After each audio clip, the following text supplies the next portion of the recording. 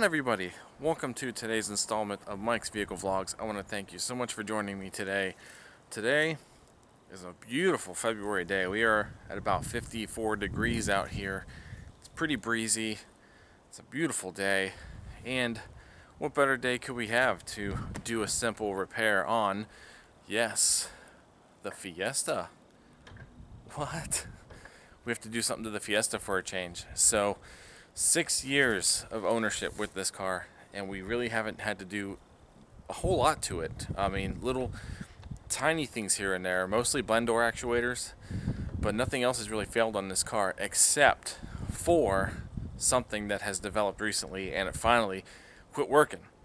So we're going to replace it today, and I will show you guys exactly what is going on. It's really not that big a deal. It really shouldn't be all that difficult to change either, so this video should be fairly quick as far as getting this thing, getting this situation taken care of. Alright, so here we are inside the 2015 Ford Fiesta SE. This car has been absolutely amazing. Absolutely amazing in the last 6 years of ownership. 48,202 miles on the clock. And we have a small issue with this wiper switch. Now, I didn't prep the car beforehand, so let me make sure all this stuff is turned down and off. So, yes, so there's a small issue with this wiper stock here, and it has to do with the washer function. If we do the mist, you can see that that works just fine. If we go to the delay, it works just fine. I mean, obviously it's on delay. If we go to low, it works fine. If we go high, it works fine. But one thing I noticed is when we hit the button for the washer,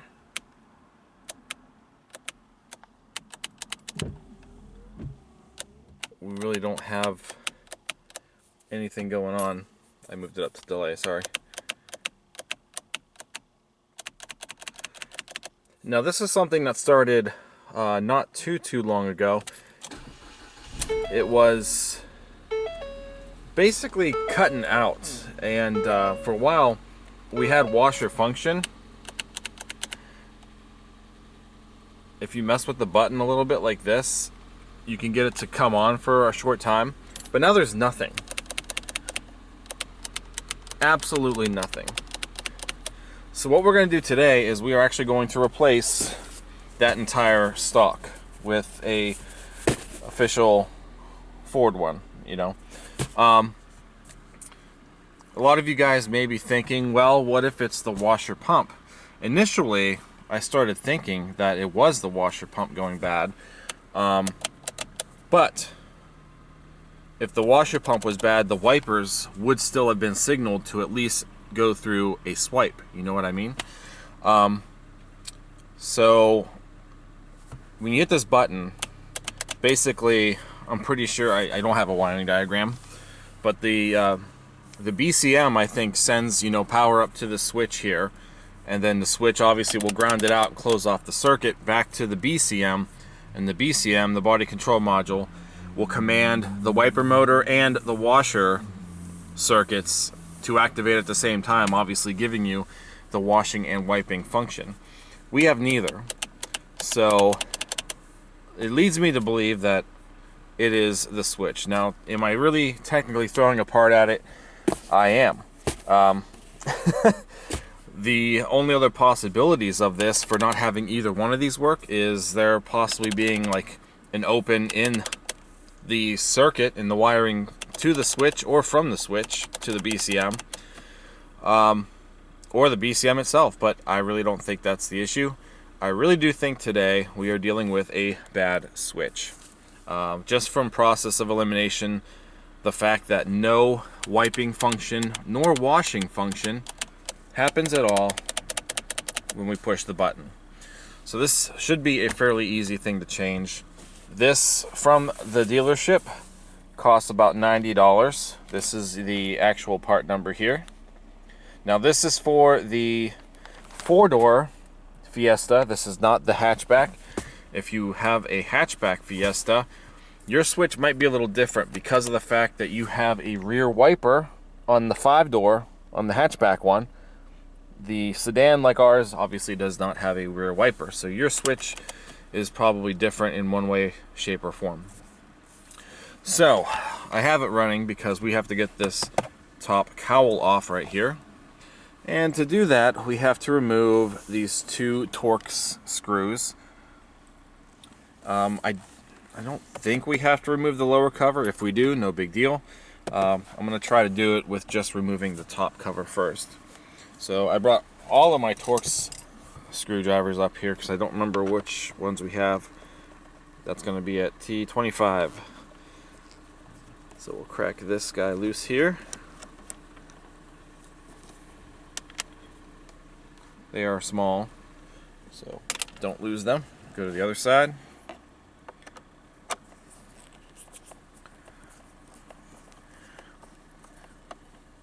Pretty sure this is the second time in a very, very long time that a vlog has been current. Today is February 19th of 2023. This video will be uploaded tonight because I don't have anything else going on. Alright, so now we're going to try to pop it off, I think. There we go. I've had this off before when we did the one blower motor resistor. Alright, and then I really don't like messing with the flappy guy back there. The little accordion. Might have to take it all off. Yeah, we'll just take it all off. Deal with it later. Get it underneath the instrument cluster there. There we go. So far that's not bad. Now, to my knowledge, there is nothing holding this thing down. It should pick up. It slides into this little groove here. Oh, don't want to do that. We can probably kill the car now, to be honest with you. So now we got to figure out, is there a release tab here? Yes, there is. Look at that. And then this guy just slides out like that. That's it. And then our connector's on the bottom there. Probably, it's a very short connector. If we do remove the bottom half of this shroud, then we might have more access, better access to it since it's so short. Where's the plug at? Is that it there on the back side? Let's see. Nope, it's right there. Okay, so the connector, the actual lock, faces the gauge cluster, so you got to turn that around some. See if we can push this. Might need 2 hands for this. Push the connector lock in, pull up on the thing. Yeah, there we go. Alright, and that's it. So that really was not bad at all. It literally just slides in through that track right there at the top of the, right here. And then you kind of pull this guy out to get it to unlock. And now, like I said, not sure which wire does what. I should have printed a wiring diagram.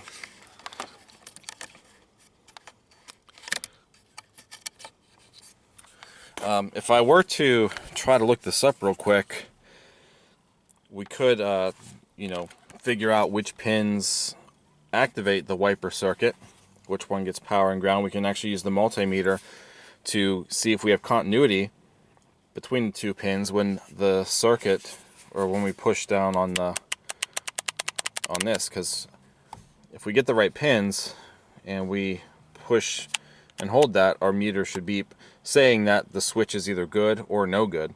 So if we were to do that and we have no beep when we push it, then obviously this thing is no good. We could even try it on the new one too, just to kind of prove the theory. So I can try to see real quick if I can look up a quick diagram for that.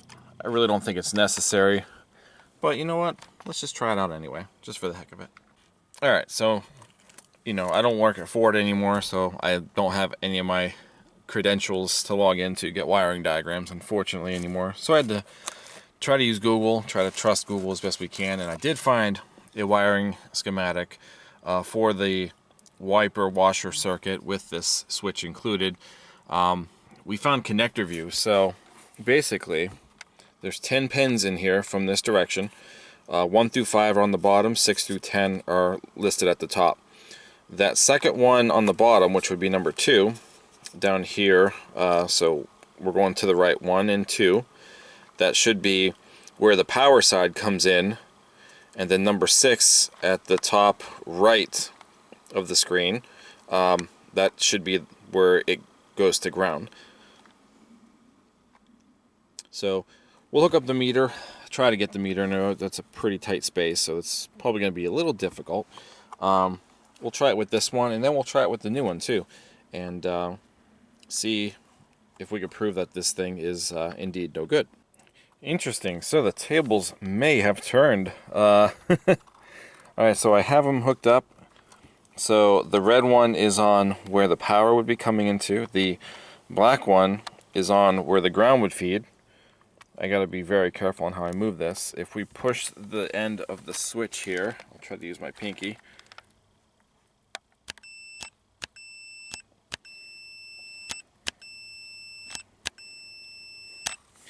We seem to have what appears to be a working switch. That's very interesting.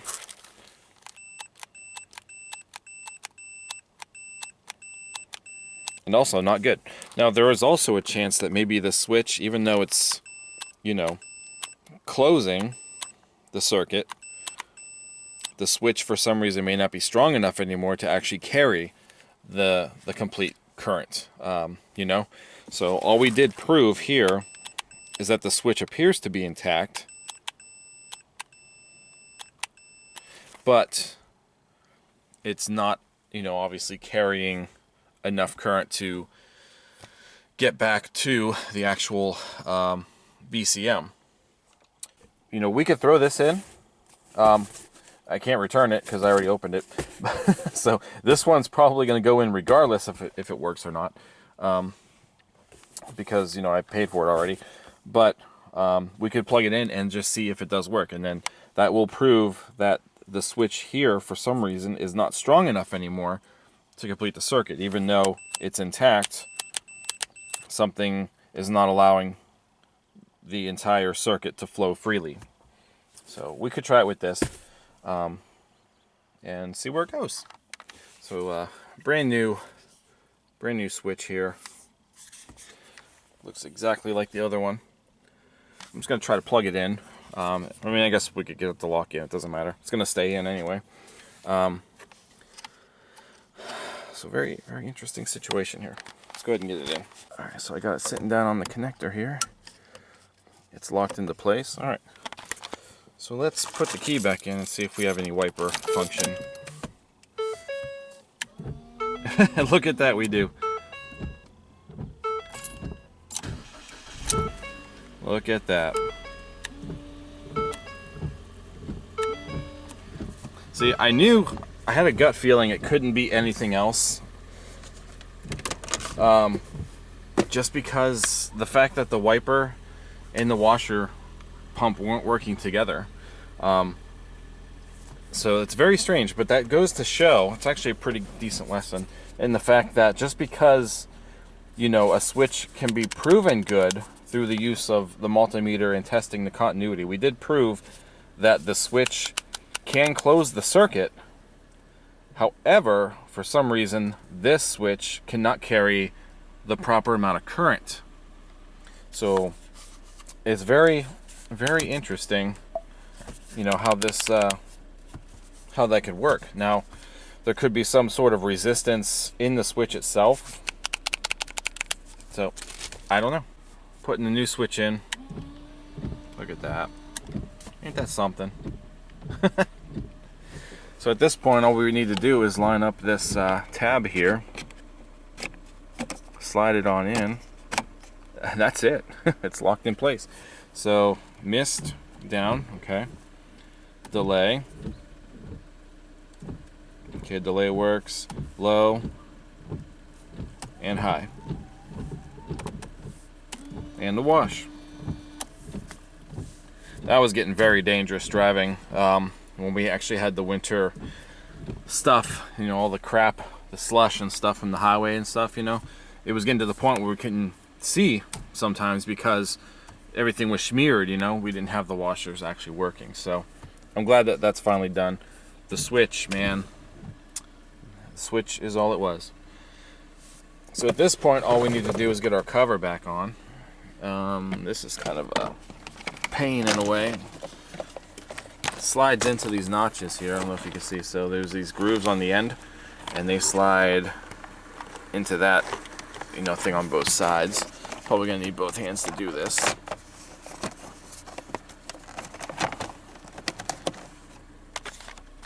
Let's try to get this side here.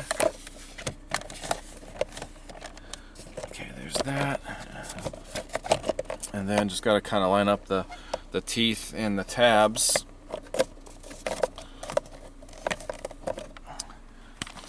These flaps are supposed to be in there also, kind of tucked in. Cowl covers are kind of stupid sometimes.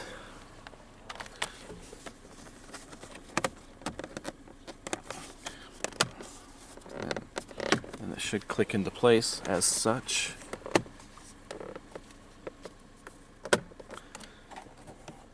Alright, and then we just gotta put those screws back in.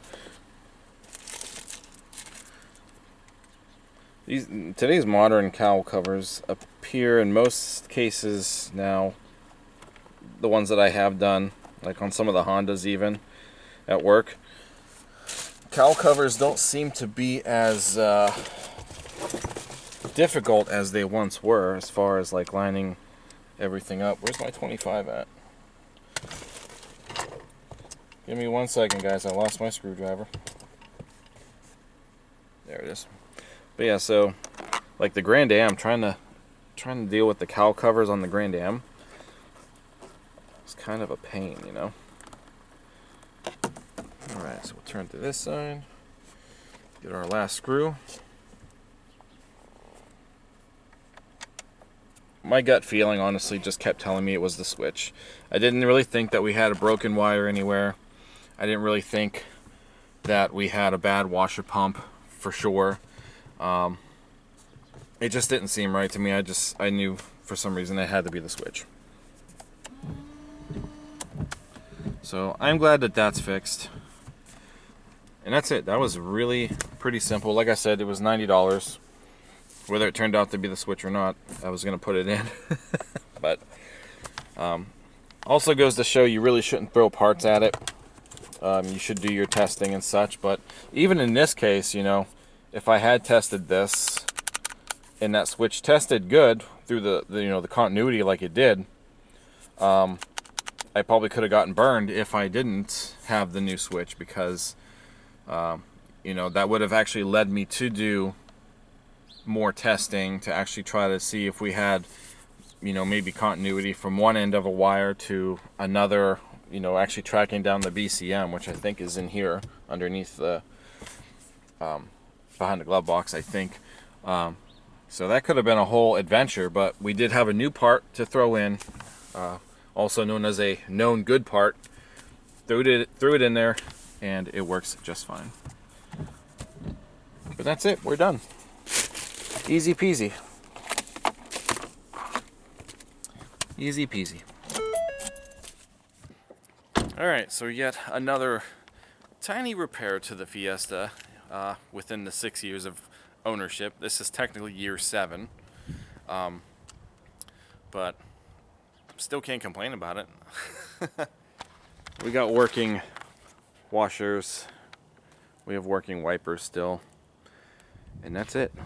I really didn't think it was anything else. I had a really good feeling it was just a switch. So that's it. Hope you guys enjoyed today's vlog. If it helped you in any way with your Fiesta washer system or whatnot, thumbs up, comment, subscribe. I will see you guys next time. I want to thank you so much for joining me today. Take care.